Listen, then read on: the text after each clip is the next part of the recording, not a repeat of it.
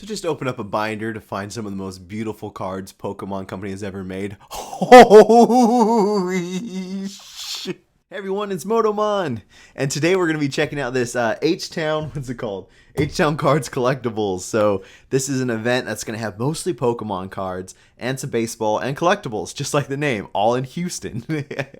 But yeah, we're going to be checking out all these booths. I'm going to look for vintage cards, error cards, you know, all the kind of stuff that you can't find from Walmart and Target, and you have to actually go to these awesome events or local shops. Let's head out to the event right now. I wanna be the very best, like no one ever was.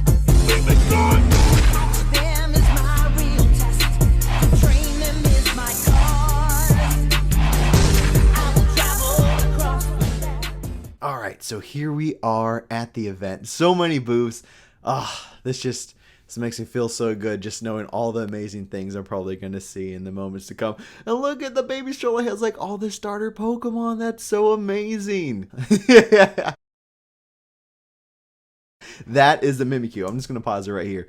That card is that's one of my Grail pieces. I have all the other Munch promos. They have Pikachu, which you can see the Pikachu in the background. Right there, that's the second most expensive. This Mimikyu is definitely the most expensive. $3,200. That's what they're wanting for a Gym Mint 10. Even if you get this card raw in good condition, you're going to spend over $1,000. That's why it's not in my collection right now. And then we have the Charizard alt art with a Venusaur. This one actually came in an art book. And yeah, so it was a promo card, came with the art book. It's absolutely beautiful. And people notice that this card kind of goes along with the new alt art Charizard that just came out. So that's really cool as well. And 1400 Gem Mint, very cool. Let's see. Oh, Shining Gyarados first edition. Just all these Grail cards right up there. Absolutely amazing.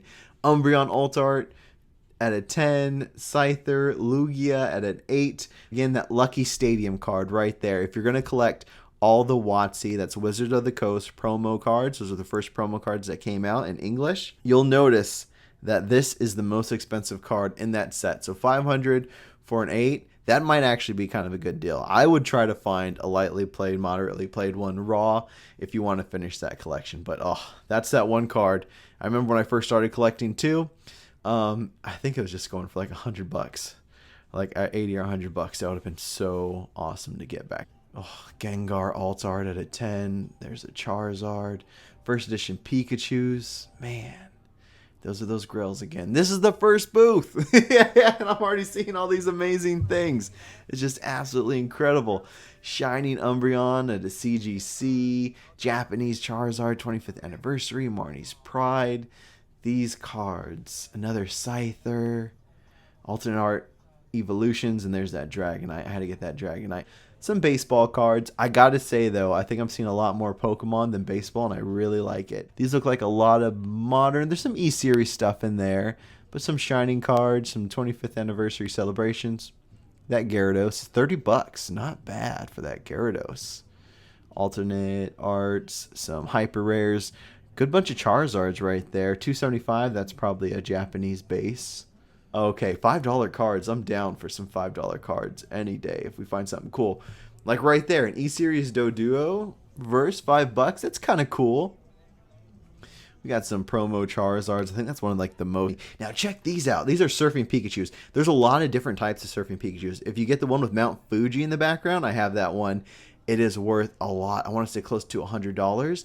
And then the Flying Pikachu. There's awesome Flying Pikachus as well. This one I wanted to check because you can get they had the flying ones that came in CP6, I believe in CP6, and then those ones. So you want to check the back to see if they are actually the old Japanese ones or if they're new. So I'm going to check the back right there. Yep. And that is an actual vintage Surfing Pikachu. So I want to say these ones are probably going to go for around $10 depending on the condition. So $5 to get a vintage Japanese card like that, not bad. Not bad at all. They're actually having a trade night too later on. I know there's going to be another one of these shows, so that's why I'm giving this information. And yeah, the trade night, all these vendors are going to be there, and you can bring your binder, and they're really going to be open for trades. Ooh, look at that Japanese Neo pack.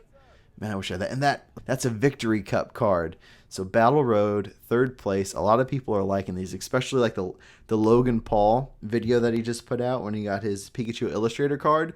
So these other award cards are looking like kind of the entry level collector cards to get those. It's a trophy card, not an Illustrator trophy card, but a trophy card. I think these are really cool. And $300, I definitely have to look it up a little bit more. All right, so now we are at the Hub. The Hub is one of my favorite spots in Houston, Texas. They always have a awesome variety of Pokemon cards, of singles. And here we go, looking at their stuff right here. Now, I'm looking for error cards. Like I said before, when you see those big stands like that and these binders, this is when you want to find the error cards. So that Haunter right there, I'm going to go ahead and pause.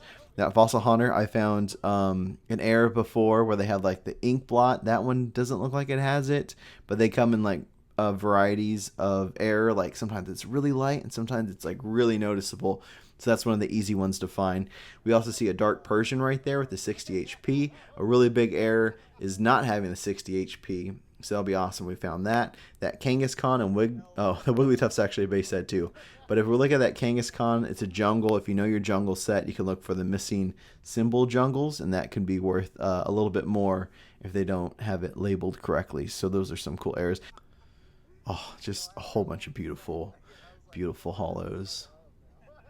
All right, so this next clip is from another shop, not the Hub. I didn't get the name of the shop, but this is the first error I found. So let's go and check it out, and I'll tell you all about this cool error. All right, so this is it. This is the Nidoran base set 1st edition shadowless card, and the stamp. The stamp is the error. It is a gray stamp. So if we look at a 1st edition stamp card, we'll see, boom, this is the gray stamp, and boom, this is the regular one where it looks a lot darker than the one on the Nidoran right there. So this is a really cool error card, and this is one of them. If you're just started in error collecting, this is one of the ones to look out for because there is a good amount of them, and I think it's a pretty cool variation, especially if you want to collect like a bunch of gray stamps. Yeah, I think places like this is the perfect place to find error cards. All right, so this next spot is called AMK Gaming. They actually have a YouTube channel, and guess what? They recognized me. It is you, Metamon, right? Yeah, that's cool. I saw you come in actually, and I was like, that looks like him. But I'm not sure. It's always cool getting recognized. So if you see me walking around at a Pokemon spot, feel free to say hi because I get a big kick out of it. And yeah, this guy, he actually has his own YouTube channel, AMK Gaming, which I'm subscribed. And he talks about him starting his shop and selling Pokemon cards. And just look at the kind of stuff he has. So we have all these awesome collection boxes, booster boxes, that Jirachi GX box, Brilliant Stars. For some reason, Brilliant Stars is just like so hard to find right now, along with some Evolving Skies. So these are like some top tier packs. And then those right there, that's like a mystery box. I think Dirium's, which is another like huge YouTube channel, they had their mystery box, and he had a few of those that he was reselling, along with all those beautiful alt arts and singles right there. So definitely check them out. It was a blast seeing you at this event. Oh, and a UPC, of course. All right, so this is not the kind of spot to look for error cards, as there's going to be a lot of newer things, but this is definitely a cool spot to find some awesome Pokemon stuff. So it was definitely a lot of fun seeing AMK Gaming's booth here for sure. All right, so this is Pokemon Center HTX. There's their card, all their information. Look at these cards. Those are like the greatest cards I've ever seen. Shiny Charizard, 1st edition base set cards, Gold Star, Screaming Pikachu, the Gengar promo, Neogenesis, Blastoise, Venusaur cards, Hyper Rare Lugia, Shining Blastoise. This place is just amazing. It was just a cool place. It's one of the last booths I checked out, and they just had so many amazing like cards in this booth. Shadowless Blastoise right there. This spot was just absolutely gorgeous. Shiny Magikarp. Ugh, I could look at this booth forever. I could have easily done a whole video just on this booth alone. There's a McDonald's promo Squirtle right there. And look at, he's doing a trade. We have a 1st edition Charizard and a signed Arita Charizard. You don't just see those every day. This guy came in, I think he wanted to sell them. And then look at this binder. Some of the most beautiful E-Series cards. And bam, this is what I led you guys to. This is the Charizard binder right here. It looked like base set evolutions. And look, more Charizard, Crystal Charizard, Charmanders from Toys R Us, shadowless Charmanders, more Charizards if you're into that kind of things. And then we go into Blastoise. This is, I don't know, this is just like every collector's dream to find those. Oh, and when you're looking at Blastoise cards, there are errors. There are the missing the no stage Blastoise. There's the missing Ken Sugimori artist thing on the bottom for the Blastoise card. And there's like red dot error Blastoise. So that goes in. This on the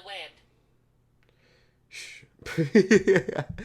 Yeah, there's a lot of different errors for Blastoise. So that's one of my favorite cards to look for errors too. Because like, yeah, just to have a Blastoise and to have an error Blastoise, it's a really cool card to get. All right, so I told the owner that I'm looking for error cards. I'm going around looking for error cards. And he said, guess what? I got some awesome error cards just for you to check out. So I was like, all right, show them to me, man.